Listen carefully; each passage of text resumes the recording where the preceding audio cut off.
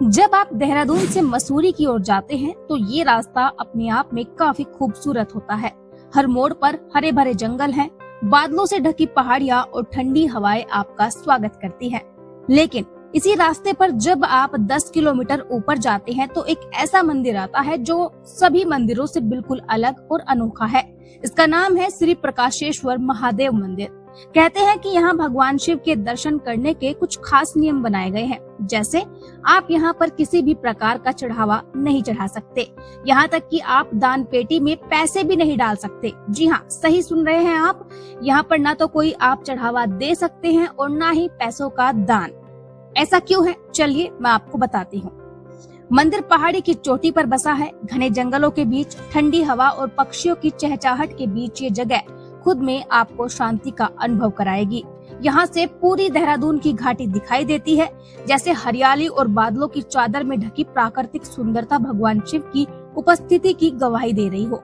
प्रवेश करते ही आपको महसूस होता है कि यहाँ आने वाला हर व्यक्ति अपने दिल की शांति और सच्ची श्रद्धा लेकर आया है।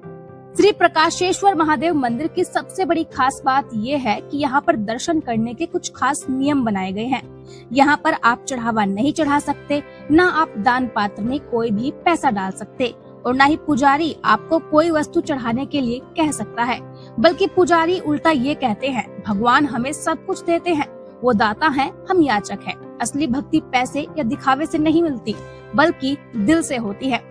ये सोच इस मंदिर को काफी मंदिरों से अलग बनाती है। यहाँ दर्शन का मतलब सिर्फ भगवान से जुड़ना है, ना कि लेन देन या फिर रीति रिवाज। स्थानीय मान्यताओं के अनुसार ये मंदिर कई सौ सालों पुराना है। सदियों से यहाँ भगवान शिव की आराधना की जाती है। लोगों का मानना है कि यहाँ आने से सिर्फ मनोकामना पूरी नहीं होती, बल्कि ये अनुभव भी मिलता है कि पूजा का असली अर्थ दिखावा या पैसा नहीं, बल्कि सच्ची श्रद्धा होती है। मंदिर में प्रवेश करते ही वातावरण में अद्भुत शांति छा जाती है। न कोई हड़बड़ी, न किसी तरह का दबाव। यहाँ हर चीज साधारण है, सीधी सी गलियां, छोटे छोटे पथ और शिवलिंग के चारों ओर फैलती सादगी। श्रद्धालु बताते हैं कि यहाँ आने के बाद उनके मन से लालच और दिखावे की भावना जैसे खत्म सी हो जाती है। बस भगवान शिव और वो। इस मंदिर की एक अनोखी बात ये भी है कि यहाँ का जो प्रसाद है वो काफी ज्यादा खास माना जाता है, क्योंकि यहाँ पर प्रसाद में आपको लड्डू या फिर कोई मिठाई नहीं मिलती, बल्कि चाय दी जाती है। जी हाँ, सही सुना आपने। जिस चाय को लेकर हर भारतीय की सुबह होती है और शाम भी उसी चाय के साथ होती है, वही चाय आपको यहाँ पर प्रसाद के रूप में दी जाती है। और उससे भी ज्यादा खास बात यह है कि इस चाय को पीने के बाद आपको अपना कप खुद धोकर रखना होता है। ये परंपरा भक्तों को ये सिखाती है कि मंदिर केवल भक्ति का स्थान नहीं, बल्कि अनुशासन और जिम्मेदारी का भी प्रतीक है। इस मंदिर की व्यवस्था हमें काफी कुछ सिखा देती है, जैसे धर्म का असली स्वरूप पैसे या फिर दिखावे से नहीं होता, बल्कि सच्ची श्रद्धा से होता है। अगर मैं मंदिर की लोकेशन की बात करूं तो इस लोकेशन से आपको घाटी के सारे दृश्य काफी सुंदर लगेंगे। हर मौसम में ये अनुभव अलग होता है। गर्मियों में हरी भरी घाटी होती है, बरसात में बादलों की चादर और सर्दियों में दूर तक बर्फ से ढके पहाड़। हमने आपको मंदिर की लोकेशन बता दी है, मंदिर की खास बातें बता दी हैं, बाकी सारी चीजें भी हमने आपको बता दी है। लेकिन अब आपके मन में भी एक सवाल जरूर आ रहा होगा कि आखिरकार इस मंदिर में इनकम कैसे होती है। जैसे बाकी मंदिरों में दान पात्र में लोग दान दे देते हैं, तो वहाँ पर उस दान पात्र के पैसे से मंदिर का निर्माण कार्य होता है, लेकिन इस मंदिर का कैसे होता है, जबकि यहाँ पर कोई दान भी नहीं दिया जाता। तो चलिए आपको ये राज भी मैं बता देती हूँ। इस मंदिर के अंदर स्थित है काफी सारी दुकानें, जहाँ पर आपको हर तरह का रत्न देखने को मिल जाता है, वो भी असली वाला।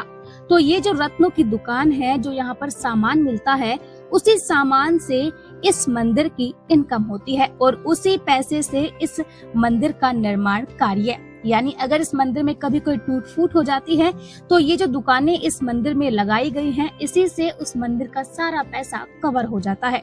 यहाँ पर मिलने वाली चीजें असली होती हैं, यहाँ तक कि अगर आपने यहाँ की चीजों को नकली साबित कर दिया तो उस पर आपको इनाम भी दिया जाएगा। जी हाँ, जैसा कि आप बोर्ड पर लिखा देख सकते हैं कि यहाँ पर लिखा हुआ है बिल्कुल साफ साफ शब्दों में कि अगर आप इस सामान को नकली साबित कर देते हैं तो हम आपको पैसे देंगे।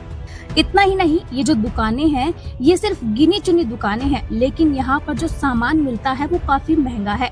यानी कि मंदिर में भले ही आपको दान दक्षिणा नहीं देनी है, लेकिन अगर आप यहाँ से सामान खरीदते हैं तो डेफिनेटली आपको दान दक्षिणा देने की जरूरत भी नहीं पड़ेगी, क्योंकि उसी पैसे से आप यहाँ पर कुछ सामान खरीद सकते हैं और वही आपका पैसा इस मंदिर में लग जाएगा। तो दोस्तों, ये था श्री प्रकाशेश्वर महादेव मंदिर, जो अपने आप में काफी अनोखा है। यहाँ का प्रसाद भी अनोखा है, यहाँ की श्रद्धा भी अनोखी है और रास्ता तो आपको मैंने दिखा ही दिया था। तो अगर अगली बार से आप देवभूमि उत्तराखंड में आते हैं तो इस मंदिर में जरूर जाइएगा, क्योंकि हो सकता है कि आपकी कोई छूटी हुई मुराद यहाँ पर जाकर पूरी हो जाए। तो अगर आपको हमारा ये वीडियो पसंद आया है तो वीडियो को लाइक जरूर कीजिएगा, इसे शेयर कीजिएगा और कमेंट करके जरूर जाइएगा। हो सकता है आपकी कोई मुराद पूरी हो जाए।